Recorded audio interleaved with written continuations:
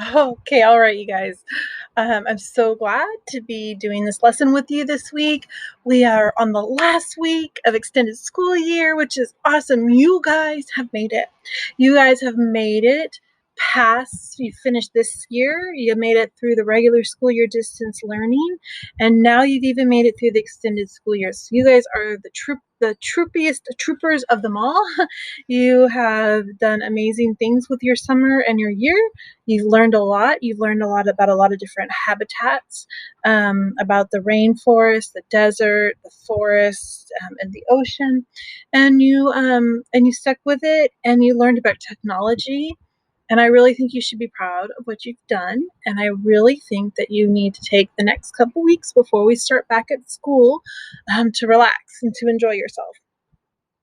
Um, and how you come back to school is going to kind of be determined by what your family thinks is best, whether you come back in the classroom full-time or part-time or distance learning. But whatever you decide, you'll have a teacher to support you and help you continue to learn and help you continue to develop those very important thinking skills. So this week, I saved my favorite, the best to last. Well, maybe ocean might be kind of my favorite, but I took the beginning and last one are my two favorites habitats to really talk about. One, because I love the rainforest because I love rain. I love humidity. I don't know why. I just do. Humidity is when the air is moist. Um, and uh, and I also love all the animals and plants that come in the rainforest. I also love tall trees. So, oh, excuse me. So, we're going to talk about the rainforest. We are going to be doing this is the resource I'm using to teach you about the rainforest. I use lots of different resources, but for this video, I'm using this big book. Oh, it's a big book. Look how big it is. This big book. It's written by all of the big books I've taken information were all done by Melvin Berger. And I'm just going to hold this up and read it. I'm trying to do different ways for different videos, and some people like some things and some people like other things. So if you like it this, then hopefully it works for you. So this book is called Life in the Rainforest, and as I said, it is by Melvin Berger. And if you can see, there's a green lizard and a pretty big green leaf. We'll kind of look through some of these pictures before we go on. So this kind of shows you the trees in the forest. I'm trying to figure out there we go. The trees in the forest, how tall they are, how they create a canopy. The rainforest actually has a few different layers. The top part is where the tops of the trees kind of get all the light and stuff. And then the middle part is where a lot of the animals live. And then there's the ground. Before we start reading, this is if you fly over the rainforest, this is what it looks like. There's a lot of trees. Let's see if there's anything else kind of interesting in here. We're going to look at birds. These are some birds that live in the rainforest. And we're going to look at some insects that live in the rainforest. So this is a little bit cumbersome, so I hope I do a good job. Just do our best. So here we will start. Scoot up so you can see the words. It helps to read. Tropical rainforests are hot, rainy places full of giant trees and leafy plants. More than half of the world's plant and animal species live in rainforest habitats. So that means of all the animals and plants in the whole entire world, you'll find half of those kinds of animals and plants inside a rainforest. Picture. And down here it says, tropical rainforests are found near the equator in regions of central and let's see if I can make it a little better for you. Okay. In the regions of Central and South America, Africa, Asia, and Australia. The average year-round temperatures in the rainforest is 80 degrees, compared to 34 inches a year for the rest of the earth. Oh, I'm sorry. The average yearly rainfall is up to 260 inches compared to the 34 inches a year for the rest of the earth. So anywhere other than the rainforest, if you take all the amount of rain that it gets, it's 34 inches. Now, we learned last week that the desert generally gets less than 10 inches a year. So that would leave the forest and other habitats as areas that get more rain than that. Please forgive me for yawning. I don't know what's happening now. I am getting teacheritis. The world's largest rainforest is in South America. It's called the Amazon rainforest. From the air, the forest looks like a vast green carpet covering over 1 million square miles. All the millions of trees and plants in the rainforest take in the carbon dioxide from the air and give off oxygen. Humans and animals all over the world breathe the oxygen from the rainforest. So if you're flying above the rainforest, this is all you'll see. It kind of looks like the top of broccoli. Because there's so many trees and it's so full of trees. Another word you would say that's more academic is it's so dense with trees. That's when things are growing separately but really close together. So this is not dense. See how my fingers are not together closely? Dense, when things grow closely together. And here it talks about the levels of, so the top level is called the canopy, the middle level is called the understory, and the ground layer is the bottom. The rainforest has 3 main levels. The bottom level is the ground level.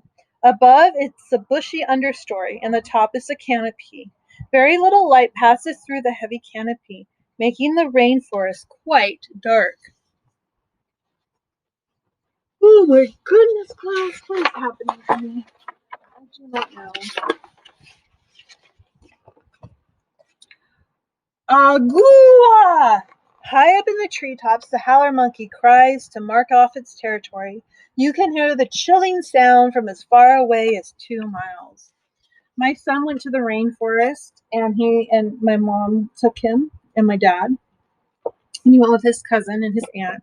And they said it was really scary when it's like quiet, and all of a sudden you hear these monkeys howling. It like scared them. It was crazy. Here's the next page. This is about these birds. Brightly covered parrots and toucans join the chorus of rainforest animals. They make their homes in holes in the tree. Parrots use their strong bills to crack hard nuts and seeds. Toucans prefer figs and other soft fruits. So it's interesting that this bird, this parrot, and if you look at his beak, it's smaller, actually eats harder nuts and food than this bird, which is a toucan. And look at its beak. It's very long and tall. But it says these guys like to eat softer food than this guy. So sure there's a reason for that. And maybe we'll learn about that this week during our Google Meet. Oh, this is a predator. A predator. It's a jaguar. So I want to make sure you can see, but like I said, this is cumbersome. Maybe we could go this way. All right, here we go. The powerful jaguar is the most feared animal in the rainforest. It climbs a tree and lies flat on the tree branch. Suddenly, it spots its victim. With a loud, deep roar, it pounces. I do not want that.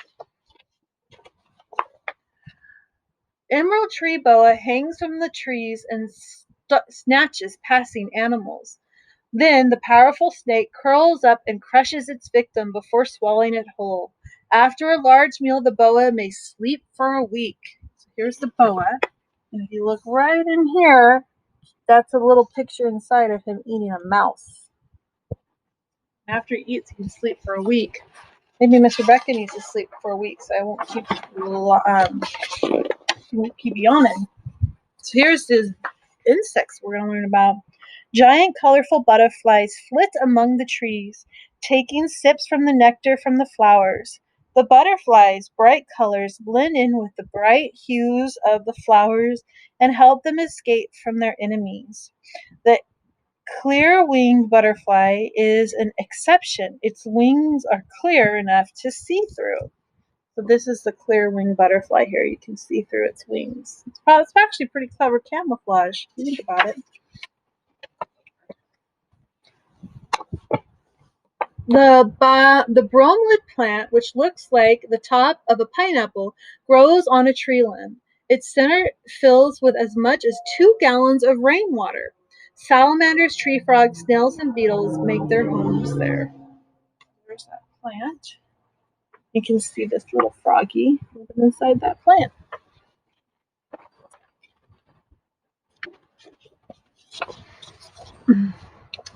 So this is a collared anteater. Eats ants and termites on the ground and in the trees. It breaks open the nest with its sharp claws. Then it whips out a foot-long sticky tongue, which it uses to catch the scurrying insects. So even though this animal just really eats bugs, it has these giant claws to help open up their nest.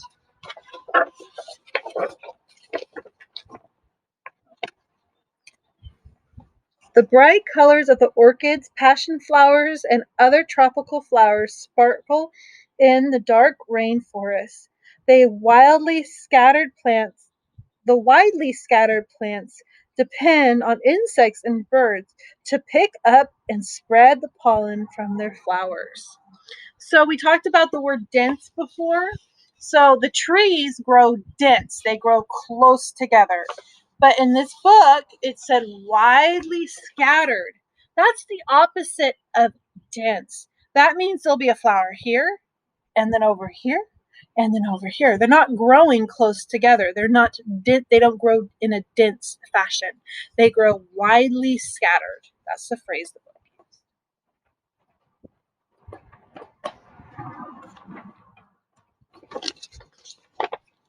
Many streams and rivers crisscross the rainforest. Crocodiles, tapirs, basilisk lizards, and anaconda snakes are found in, on, and around the waters. These are some animals you'll find near the water of the rainforest. Ooh, there's that crocodile. Here's along this side, you can see the anaconda. And this is a basilisk. This is a water basilisk. And it can actually run so fast, and the way its feet are shaped, it can run on top of the water.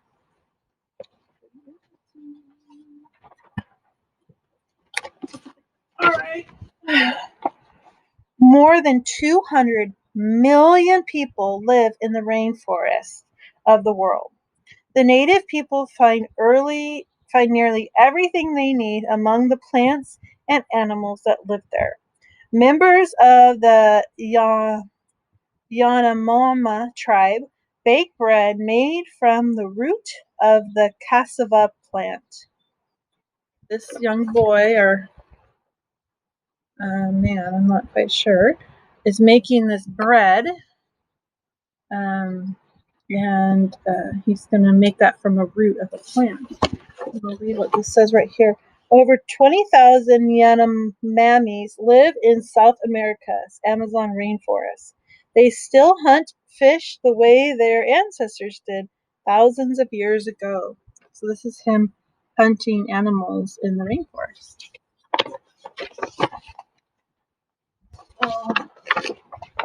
But today, the lives of all the creatures and plants in the rainforest is in danger.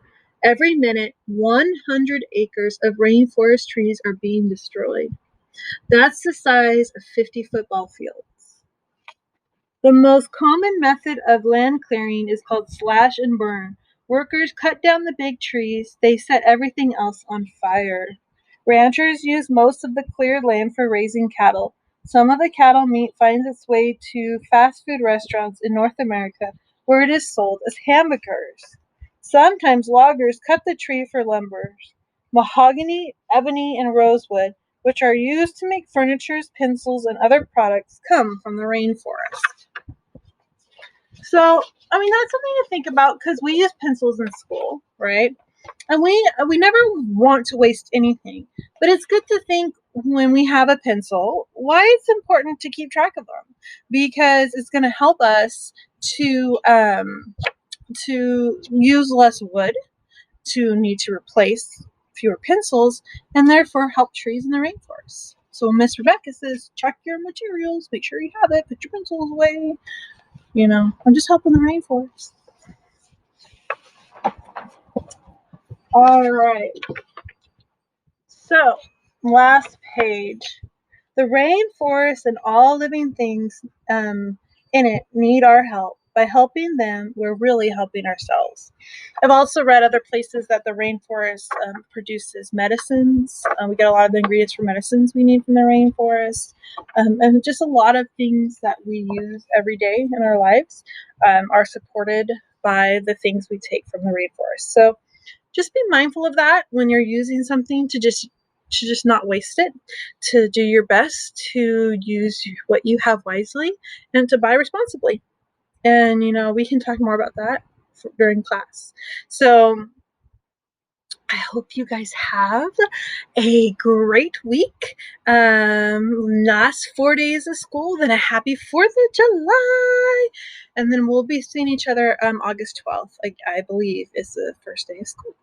And I get to see your smiling faces. So I'm super happy about that. Have a great week and an awesome summer. See you soon.